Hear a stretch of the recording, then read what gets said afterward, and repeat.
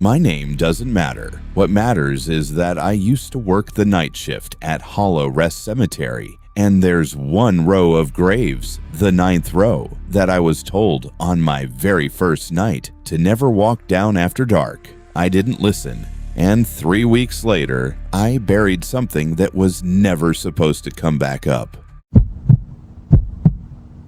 I took the job at Hollow Rest because I needed money fast. My apartment lease was ending, my car had a check engine light that never turned off, and a cemetery 40 minutes outside of town was hiring a night groundskeeper for $18 an hour. No experience needed, just a truck, a flashlight, and, according to the ad, a strong stomach.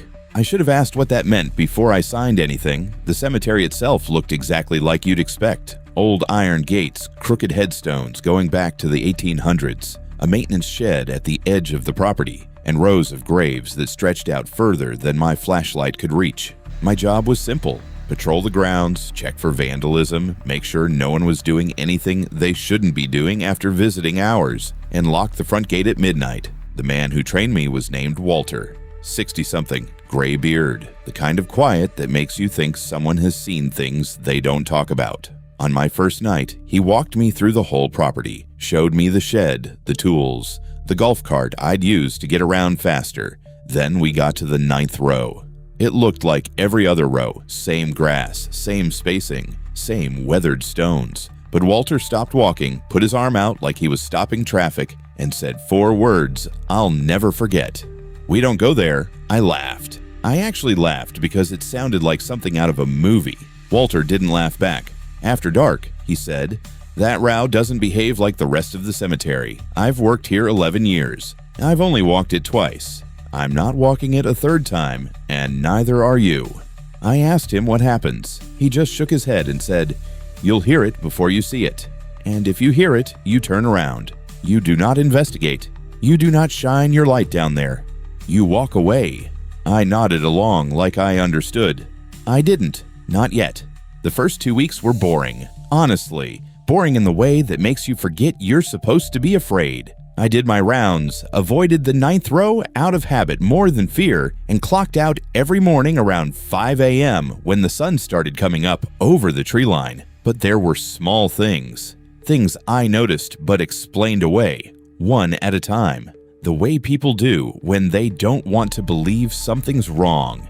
The temperature near the 9th row was always colder, not dramatically, just enough that I'd notice my breath fogging up near that section even when it wasn't fogging up anywhere else. The groundskeeping equipment kept ending up near that row, even though nobody had used it there. A shovel leaning against a headstone, a wheelbarrow tipped over at the entrance to the row, like something had been dragged out of it in a hurry. And the birds. Cemeteries are usually full of them, crows especially, but directly above the 9th row, there weren't any. Not one, even during the day. I mentioned it to Walter once.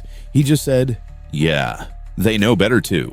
By the start of week 3, I stopped sleeping right. I'd lie awake during the day thinking about that empty patch of sky above the 9th row, and I couldn't tell you why it bothered me so much. It just did. Something about a place that even birds refuse to fly over. Here's where it starts going wrong. It was a Thursday night, close to 1 a.m., and I was doing my normal loop around the west side of the property when I heard something. Walter's voice was in my head immediately. "You'll hear it before you see it." And for a second, I froze. It was crying. A woman, or maybe a young girl, crying softly somewhere out past the tree line near the 9th row. Every instinct in my body told me to walk away, like Walter said. But I want to be honest with you. It didn't sound like a threat. It sounded like someone in pain, like someone lost. And I told myself that if there was an actual person out there, hurt alone in a cemetery at 1 in the morning, I couldn't just leave them. That's the excuse I gave myself. Looking back, I think some part of that row wanted me to believe that excuse. I walked toward the sound with my flashlight low, trying not to spook whoever it was. The crying got louder as I got closer to the 9th row, then stopped completely the second I stepped onto the grass between the graves. Dead silence, the kind where you can hear your own pulse in your ears. I swept my flashlight down the row, headstone after headstone, name after name, until the beam landed on one near the middle that stopped me cold. The engraving was worn down, but I could still make it out. Margaret Hale, beloved daughter, 1994 to 2011. Underneath that, carved smaller, almost like an afterthought, she never made it home. I don't know why, but something about that last line felt wrong in a way I can't fully explain. Not sad wrong, wrong like a warning label. That's when I heard footsteps behind me, slow, deliberate, coming from the direction of the tree line, the same direction the crying had come from. I spun around with my flashlight up, and there was nothing there. No person, no shadow moving away, just empty grass and headstones stretching back into the dark. I got out of that row so fast I nearly fell over a grave marker. I didn't look back until I was in the golf cart, and even then, I swear the temperature didn't return to normal until I was almost back at the shed. I told myself I imagined it. Stress, exhaustion, an overactive mind working a graveyard shift at an actual graveyard. Classic explanation. I almost believed it. Until the next night, when I found a shovel from the shed sitting upright in the exact spot where I'd been standing at Margaret Hale's grave, blade down in the dirt, handle straight up like someone had planted it there on purpose. I hadn't touched that shovel all week. I told Walter, for the first time since I'd met him. I saw something crack in his composure. He sat down on the tailgate of his truck, rubbed his face, and said, "You went down there." I admitted it. Told him about the crying, the name, the shovel. Walter went quiet for a long moment, then told me something he said he'd never told anyone else on staff. Margaret Hale had been a groundskeeper's daughter, decades before either of us worked there. According to Walter, she used to walk the cemetery grounds with her father as a kid, and one night she wandered off near what's now the 9th row and never came home. Search parties looked for weeks. They never found her. Not until months later, when new plots were being dug for that same row, and the workers found remains that were quietly and controversially identified as hers. The cemetery buried her right there, in the row where she disappeared. Some folks apparently thought that was disrespectful. Others thought it was the only way to finally let her rest. Walter didn't think she was resting. She's still trying to get home, he said. And every once in a while, she finds someone who's willing to walk her partway there. I asked what that meant. He wouldn't say more. He just told me again not to go back. And this time, I actually meant to listen.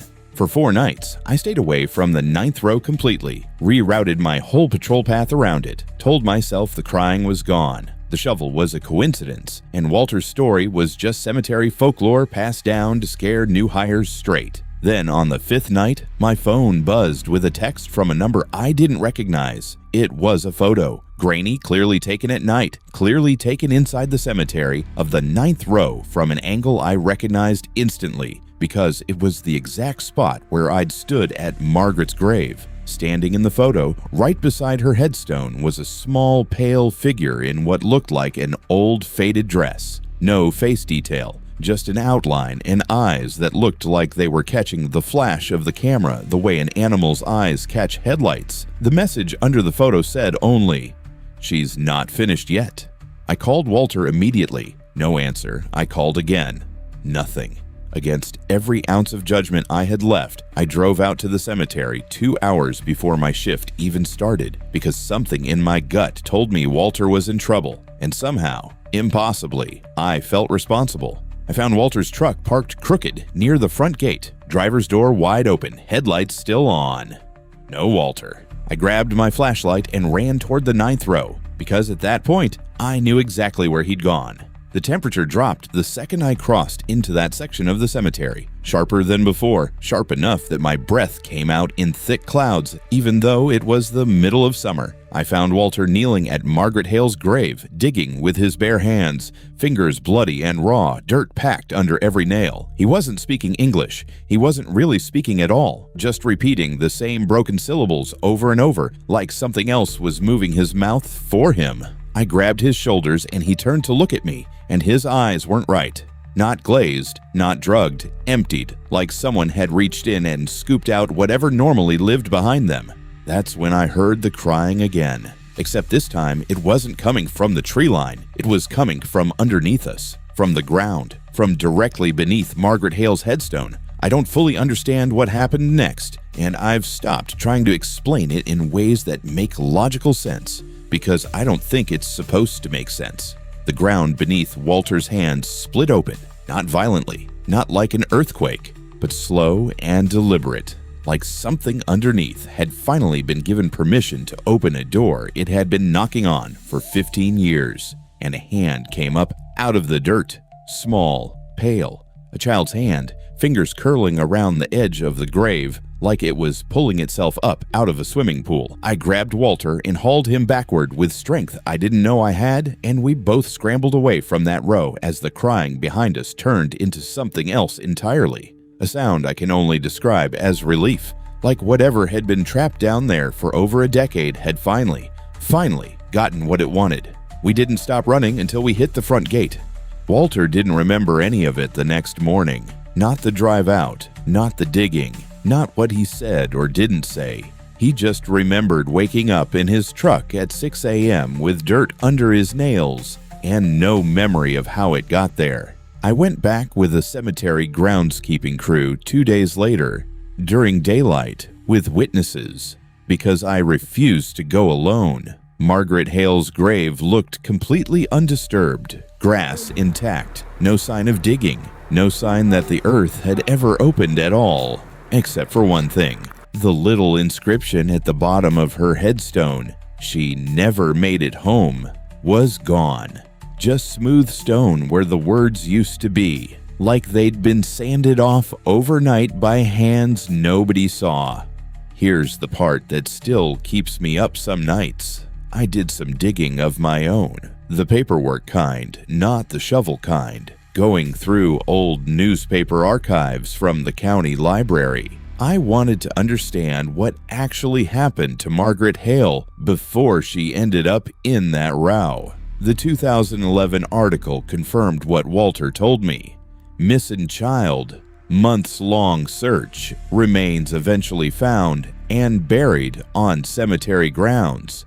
But there was a second article, dated almost a full year later, that Walter either didn't know about or chose never to mention.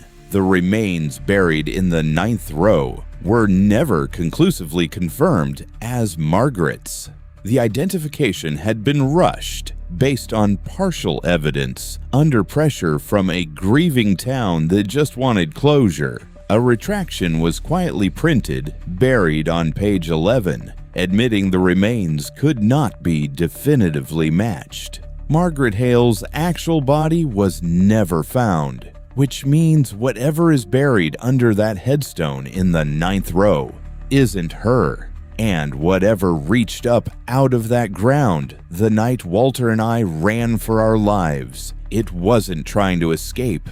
It was trying to finally tell someone it was in the wrong grave. I don't work at Hollow Rest anymore. I quit 2 days after that night and never went back, not even to collect my last paycheck. But every so often, usually late at night, my phone buzzes with a text from that same unknown number. Always a photo, always the 9th row, always the same pale figure, a little closer to the camera each time. The last one came in about a week ago. It just said, "Almost home."